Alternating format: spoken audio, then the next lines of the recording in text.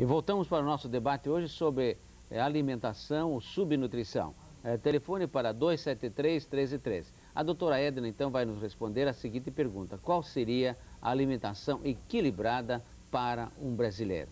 Qual será, doutora Edna? Bom, a alimentação equilibrada para o brasileiro, eu já falei, é sempre combinar um cereal com uma leguminosa, quer dizer, os feijões, ou a soja, lentilha, feijão preto, feijão de qualquer outra cor, mas os cereais, milho, trigo, arroz, etc.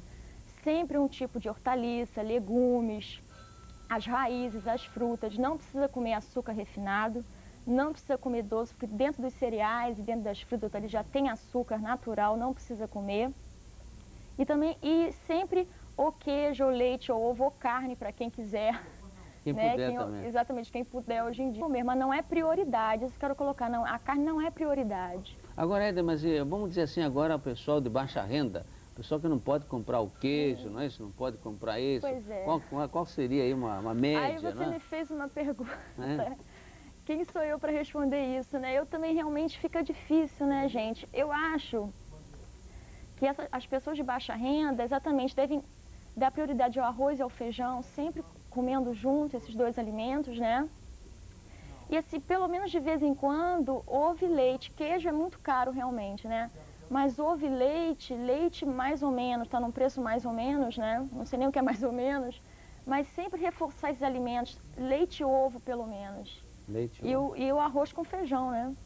Porque fica difícil para mim, como é que eu vou dizer, em termos de preço, que cada um tem um poder aquisitivo e realmente está difícil, parece até... Fica meio... Mas e os legumes, a importância dos legumes, assim? Também, quer dizer, eu nem falei porque é uma coisa bem mais acessível. Claro, né? Médio também, né? Legumes e frutos e hortaliças também é importante, também não está tão barato assim.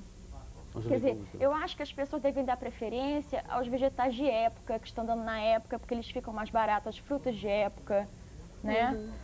Laranja é uma fruta que dá o ano inteiro, quer dizer, dá preferência, não precisa chegar no Natal, querer cereja, uva...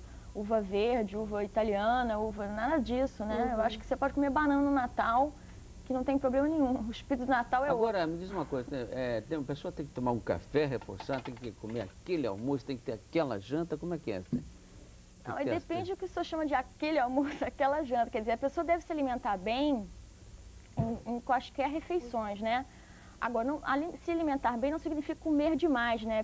Botar um super almoço, um bandejão cheio, não é isso, né?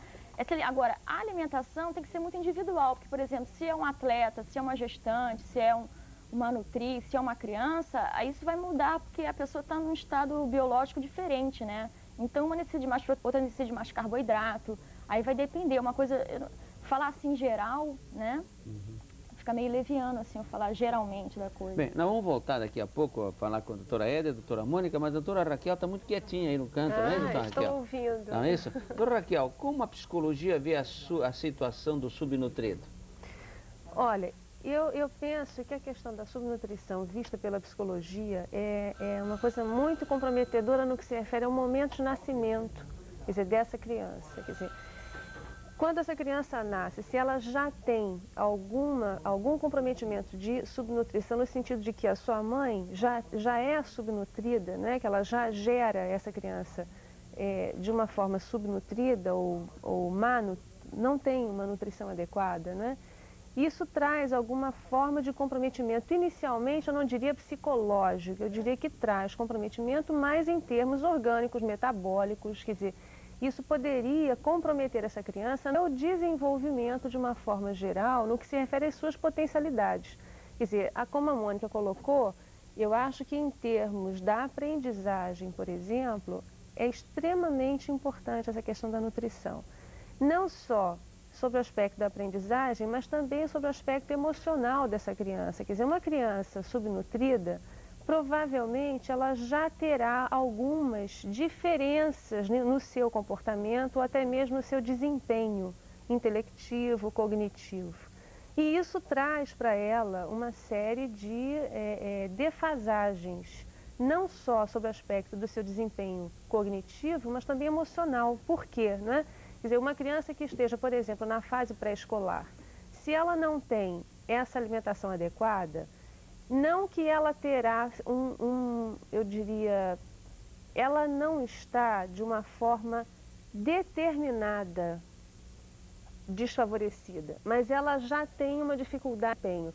Em termos comparativos, uma criança nutrida, ela poderia seguir muito mais adiante, ela avança muito mais facilmente com suas assimilações, etc. Uma criança subnutrida não, ela tem maiores dificuldades com relação a isso. Só faz diferença entre subnutrida, malnutrida? Como é que é? Essa é uma questão isso eu estava até colocando agora aqui, quer dizer, o que poderia caracterizar, não é? O que é o subnutrido ou o malnutrido? Quer dizer, eu consideraria, pelo menos sobre o que nós vimos aqui, que o subnutrido tem já um comprometimento mais carencial realmente, né? Quer dizer, e o malnutrido não necessariamente é carente. Ele não se alimenta de uma forma educada, pelo menos foi assim que eu compreendi. Ele se alimenta mais mal, quer dizer, ele combina mal, né, o alimento, quer dizer, as coisas que ele vai comer, na verdade. Então eu acho que, na medida em que a gente fala do subnutrido, o subnutrido, então, eu acho que está muito associado a essa questão da carência, né? Que carência é essa? A carência, sob aspecto psicológico, é uma carência biológica, psicológica e social. Quer dizer, é uma carência que está abrangendo esse sujeito, né? No momento imediato dele, no meio imediato dele, ele está carente com relação a essas coisas. E isso defasa, isso faz com que ele realmente já não acompanhe de uma forma, vamos dizer assim, natural todas as fases do seu desenvolvimento. Porque a criança, em termos psicológicos, ela tem etapas a cumprir no seu desenvolvimento, né? Quer dizer, a psicologia, ela vê o desenvolvimento basicamente em 3 áreas, que são as áreas cognitiva, emocional e social, né?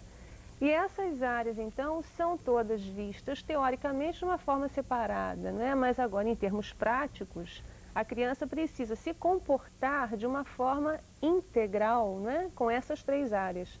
Eu, por exemplo, diria que uma criança subnutrida teria uma dificuldade de aprendizagem. Provavelmente todo o seu comprometimento emocional também já estaria defasado, porque ela já entra num grau comparativo, são outros colegas, quer dizer, uma coisa está levando sempre a outra. Então, eu acho que seria uma questão de carência em todos esses 3 aspectos que são os básicos dentro da psicologia do desenvolvimento. Doutora Raquel, agora um pouquinho, já estão chegando perguntas aqui, ligue para 273-1313, já vou começar a fazer as perguntas do nossos telespectadores. Uma pergunta é essa aqui.